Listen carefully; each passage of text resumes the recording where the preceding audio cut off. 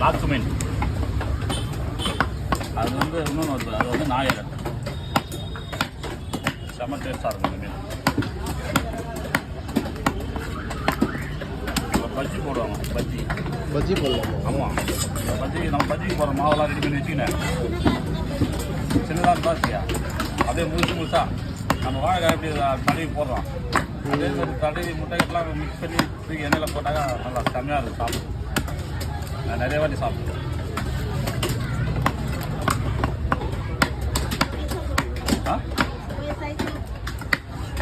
மெலிசா போடுவான்.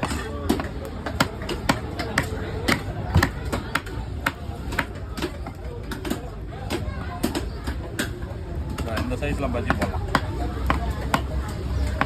நல்லாயிருக்கும். பாப்பா என்னப்பா ஆளை காணாம விளையாட்டு.